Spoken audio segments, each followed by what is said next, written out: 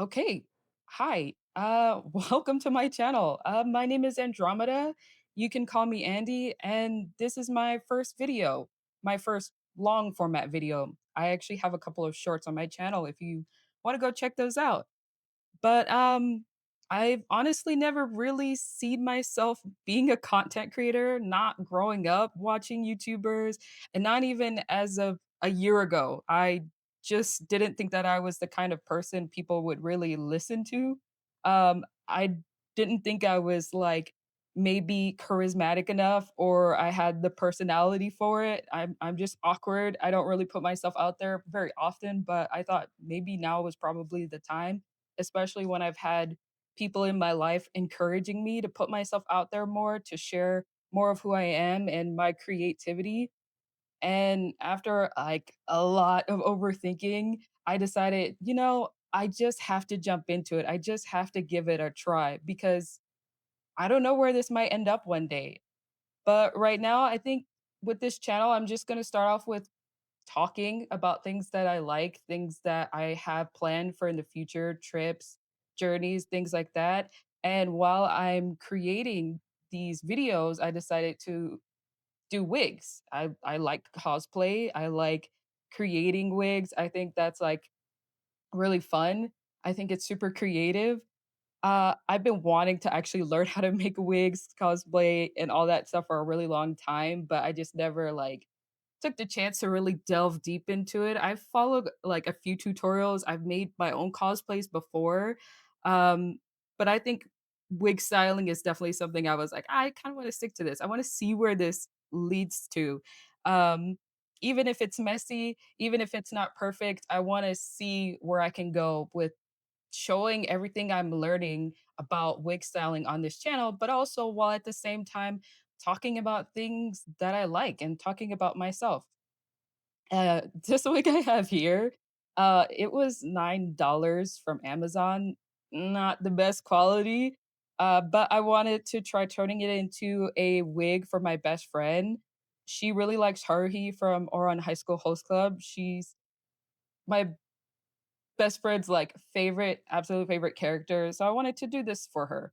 One day, I'll probably definitely get a better wig for sure, but right now, I think a $9 wig is a good place to start, so that way I'm not, like, messing up any really good quality wigs and wasting a ton of money.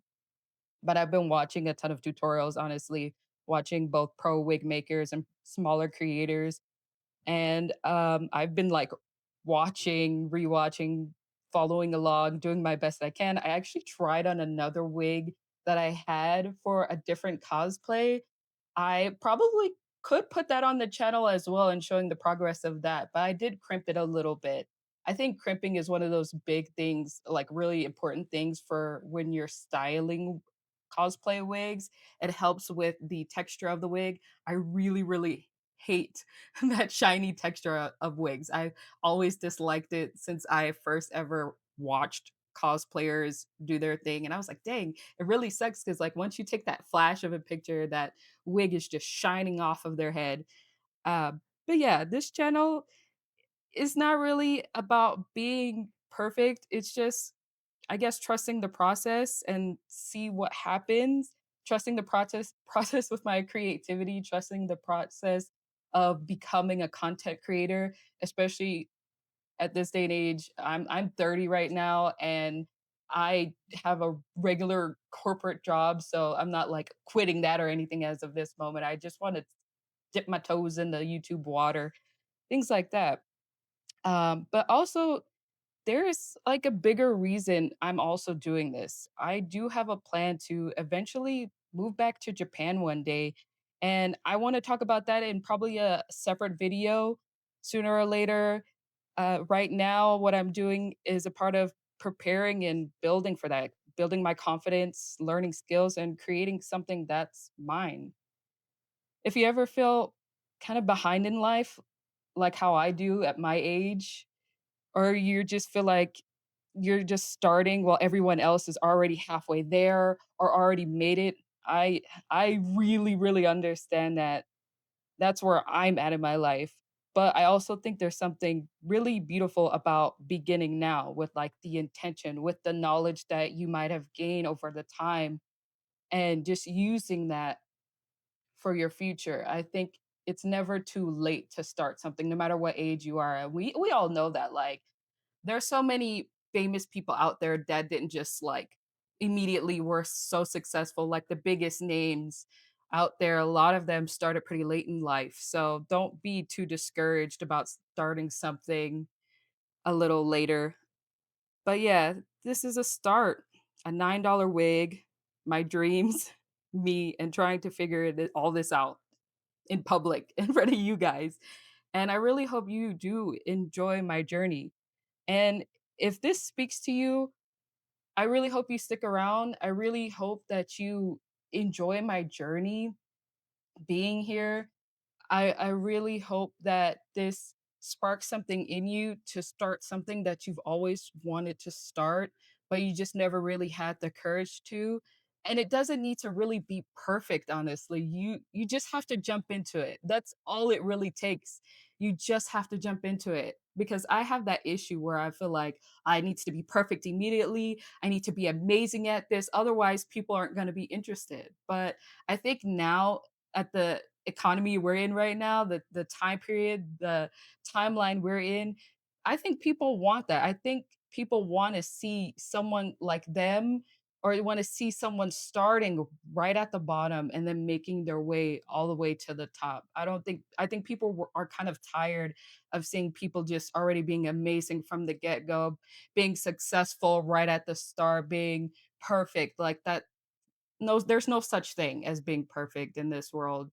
It's a lot of mistakes. We're all humans. We live and we learn. Just it's all about not giving up. If you fall down or if there's an obstacle in your way, don't just stop at that one obstacle. Just go around it. Go find another way to overcome and to get through it, and you'll get there. It might not be a very pretty path. It might not be perfect at all, but it's your path. It's what's for you.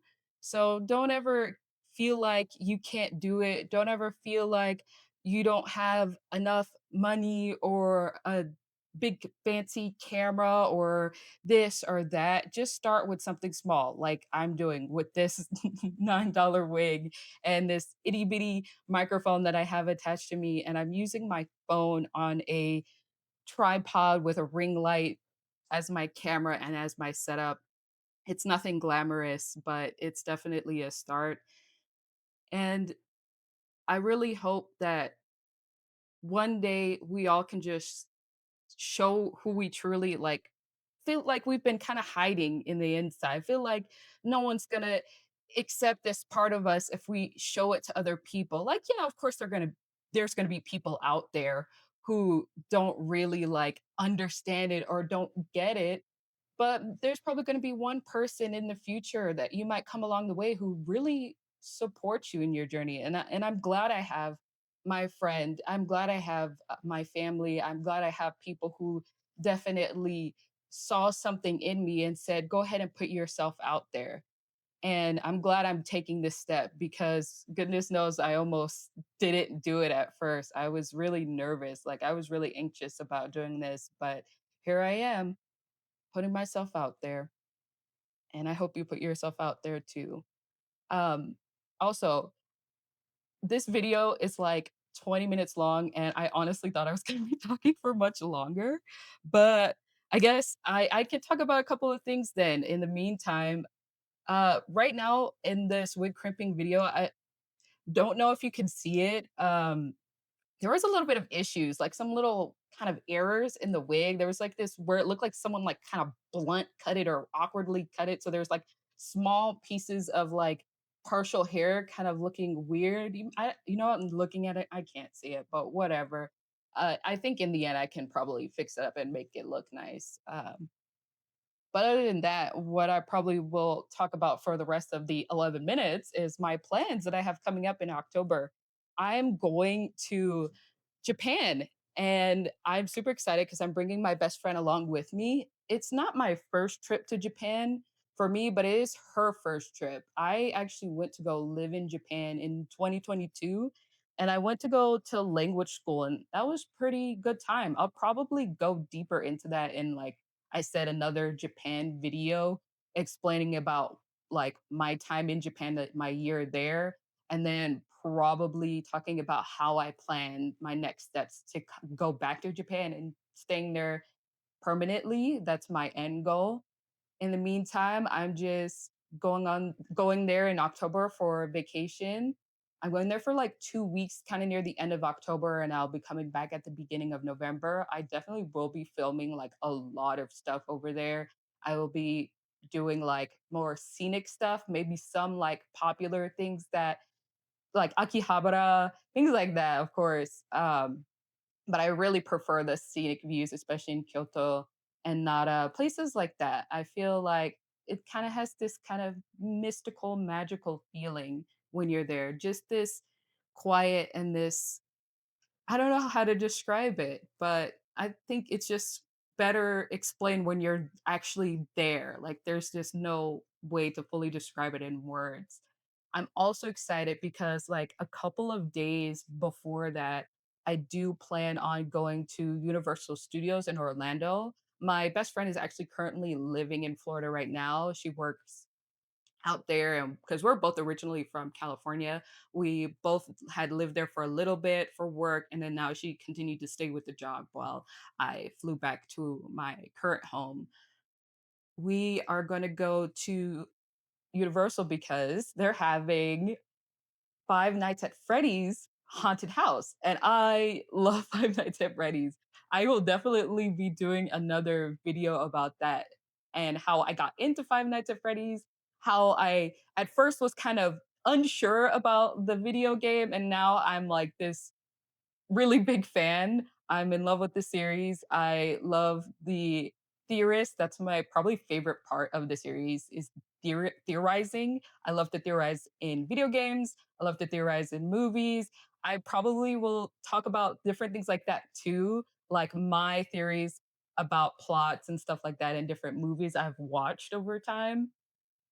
But anywho, I do plan on going to also Epic Universe. I want to get on that ride. I forgot the name of it, but it's the one with Frankenstein, Dr. Frankenstein. I think it's a female version, not a female version, but I think it's a relative of his. And the creation or the monster, whatever he may be called, and I'm super excited that because I'm a super huge fan of the Frankenstein book. I actually have tattoos. If you obviously you probably seen it as I'm like styling this wig of stitches. It's not just on my arms, it's a full body stitches from like leg to my chest. And I do plan on getting the rest of the tattoo stitch on my hands, and that'll probably be it for the stitches. I do want to get also matching tattoos as well. But anyways, I'm going off track. I'm going to Universal, super excited to see FNAF, and I'm super excited to see Frankenstein.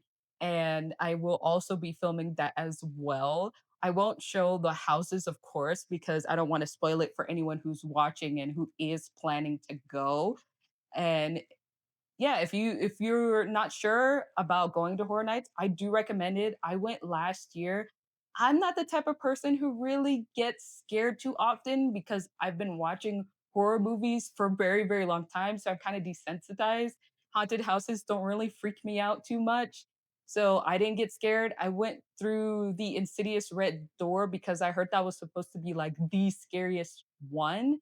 And so I was like, "Oh, okay, let me go check that out." And I did. And I was like, "Oh, well." And the worst part was I was like kind of in the middle of the line because it's weird how the houses work. I honestly thought you go in with just like one steady group, you guys go in and you get scared and then you come out. But what I realized, it was like a conga line where you're putting your hands on someone else's shoulder and kind of like weaving in and out. So like a person in front of you can get jump scared, and the person like the people behind you may not see that, so they'll get jump scared. And I was right dead center, so I could see when the jump scare was happening. So either I didn't get a jump scare at all, or I just simply wasn't scared because I saw it. And it was just kind of funny to hear the people behind me get scared because I'd hear the screaming in the back, or my friend, she had her hand on my shoulders and she'd scream and get freaked out. It was just really funny. But I hope maybe this year it's a bit scarier. I know they're having Friday the 13th and FNAF, and I think there's also a video game house, but I've never played the video game. So I don't know how that's going to go. I don't know how scary that's actually going to be. I'm also going to go to the horror nights over in Universal Studios Osaka in Japan, and they have a really cool like little experience where you're kind of like standing in the specific area for Resident Evil and you kind of watch Leon and some other characters like shoot at the zombies. And I think that's going to be super cool. I also didn't know that they had a Chucky, like kind of like, I think a carnival haunted house. That's going to be really interesting. I love the Child's Play series. It's super funny, especially when it gets to like Bride of Chucky and Seed of Chucky. I think Tiff is such a great character. So I'm really interested in seeing how that goes. I didn't know that Child's Play or Chucky was even a thing at all in Japan. I didn't know they were actually aware of that. So I definitely will I'm kind of like, I wonder how that's gonna go, but I'm pretty sure it's gonna be pretty scary because I think Japan and has some pretty scary movies. Like there are some movies out there I feel like here in America, like they're scary, they're unsettling. But I feel like when you get into that international horror films or kind of style, I feel like it's a little bit scarier. So I don't know how they are doing that, incorporating Chucky with a kind of circus carnival theme. But anyways, I'm sorry that I'm like rambling. Some of it may make sense, some of it may not. I kind of went off script because my script wasn't long enough. I guess I'll have to work on that too when it comes to future videos. But if you're still here, thanks for listening. Thanks for listening to me yap about absolutely nothing. I'm glad you still stuck around, and I do hope that if you're still here, you decide to stick around for the long run. I hope you stick around to see me and this journey from being a content creator to being one in Japan, seeing how far things go there. I do have like some ideas of what I would want to do while living in Japan as a content creator. I remember going to Ikebukuro one time and I saw this like building where it was like full of cosplay materials from the like cosplay fabrics, the wigs, the colors. Like it was so detailed. You could go in and show them like a picture of like a character that you like, and then you show them the specific color, and they can go find it for you. So I was like, oh my gosh, that would be amazing. I'd love to do that. I remember, I think the first time I ever saw it before I went in was Aki Dearest. I don't know if you guys are subscribed to her or have seen her videos, but I'm pretty sure it was her. She went into the that cosplay studio. If I'm wrong, I'm so sorry. It's been a while since I've seen that video. I probably should go back and take a look at it. But yeah, it was a pretty interesting place. Japan has quite a few conventions and that they're pretty interesting. I haven't been to one yet. I know Comiket is like one of their biggest ones. There's another one that happens in Ikebukuro. I don't remember the name of it, but what I thought was pretty interesting that when it comes to cosplay there, you can't go to the convention in your cosplay like you can here in the States. You have to like travel all the way there with your stuff, and then you have to like find a specific like dressing room area to go get dressed up in. I find that so interesting. I don't know why that is. I'll probably have to look that up. Maybe I'll bring it up in another video. But this video is almost over. I can see it nearing the tail end. I'm sorry that this was a bit of a messy yapping like setup situation. And again, I'm so sorry. And thank you so much if you're still here listening to me talk about absolutely nothing at all. But I guess this is just kind of an introduction to me, this channel, and let's see where this may go. I hope you guys have enjoyed. I hope, again, sorry I'm repeating myself, you stick around. And don't forget, if you want to get into something, don't think too hard about it. Don't overthink it. Just jump into it.